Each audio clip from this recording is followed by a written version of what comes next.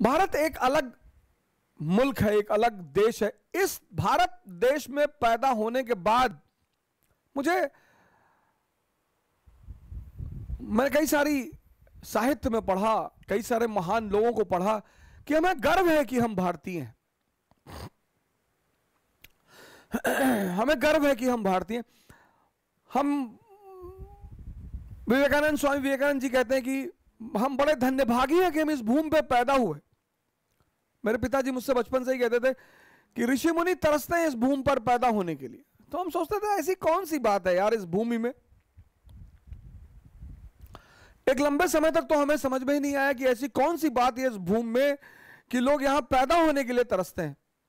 है सर, है। भगवान के असीम कृपा से 2 मुल्क ऐसे हैं जिन्होंने मुझे इनविटेशन दिया है कि आप आइए हमारे यहां पढ़ाइए। डेवलप्ड मुल्क हैं सर। अरे मैंने कहा वहां आ जाएंगे तो यूपी में खुराफात कौन करेगा, हिंदुस्तान छोड़कर नहीं जा सकते। हाँ आ जाएंगे, घूमने टहलने के लिए आ सकते हैं, कुछ सेमिनार ले सकते हैं आपके मुल्क में, हफ्ते भर रुक सकते हैं, पर भारत नहीं छोड़ सकते सर। क्योंकि ये जो फॉर्मूला है भगवान बनने का, ऐसा कहने से बहुत सारे लोग दुखी होते हैं कि यार ऐसा कौन सा फॉर्मूला है। सर है सर, वो फॉर्मूला इस देश के पास है। यहां हर आदमी अमीर हो सकता है, यहां हर आदमी खुशी हो सकता है, यहां हर आदमी भगवान हो सकता है। इसलिए हम एक दूसरे को राम राम कहते हैं।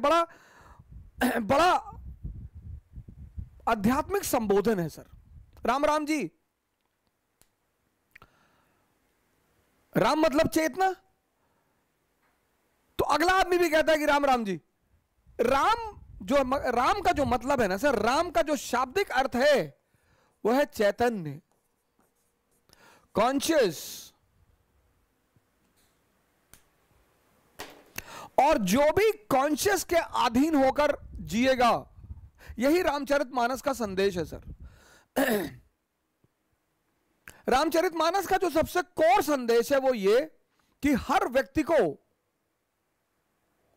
जिहाद करना पड़ेगा, धर्म युद्ध करना पड़ेगा। अब जिहाद मैं नहीं कहूंगा, मैं माफी चाहता हूं, बड़े सारे हमारे मुस्लिम दोस्त खफा हो जाएंगे, रामचरितमानस जिहाद कह रहा है।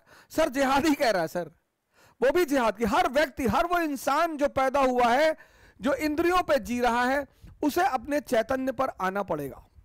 और उस चैतन्य पर आने की जो मिनिमम समय सीमा है वो है 14 वर्ष। साधना करनी पड़ेगी। अगर मिनिमम, मैक्सिमम तो 14 जन्म हो सकते हैं, 1400 जन्म हो सकते हैं, अगर समझ में ना आए तो। रामचरितमानस का जो कोर संदेश है, कोर कि संसार दुखमय है, यही तो बुद्ध के, रामचरितमानस के जो आधार स्तंभ है ना सर, वो बुद्ध के 4 नोबल सत्य हैं। आपको बड़ा आश्चर्य होगा इस बात को जानकर कि रामचरितमानस का जो आधारशिला है वो बुद्ध के 4 आर्य सत्य हैं। संसार दुखमय है।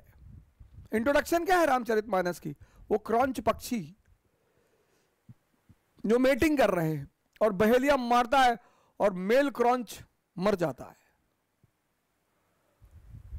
और फीमेल क्रॉंच दुखी है। यहीं से रामचरितमानस की इंट्रोडक्शन है कि संसार दुखमय है। दुखमय क्यों है?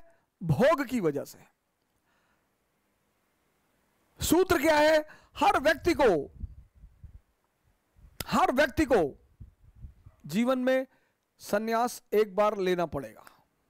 परिवार नहीं छोड़ना है, पत्नी नहीं छोड़नी है, मां बाप नहीं छोड़ने हैं, बच्चे नहीं छोड़ने। ये सब ड्रामेबाजी की बातें हैं सर, ये सब शुद्ध ड्रामेबाजी। ये भारत को इस संस्कृति से दूर भगाने की, हर व्यक्ति को, मैं हर हिंदू नहीं कहूंगा, हर व्यक्ति को रामचरितमानस पढ़नी चाहिए।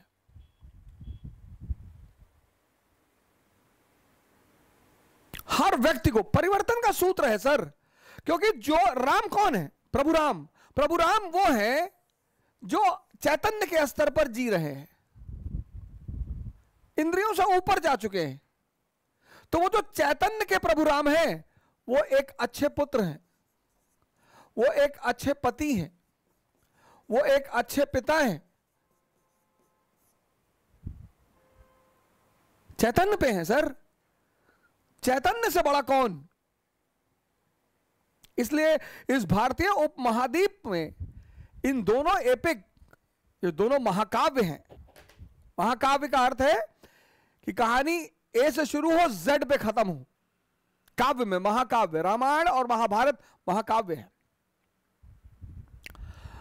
तो राम, हर व्यक्ति इस देश में ईश्वर बनने के लिए पैदा हुआ। हम धन्य हैं जो हम भारत भूमि पर पैदा हुए हैं। भगवान आज भी टहल रहे हैं यहां, संतों के रूप में, मुनियों के रूप में।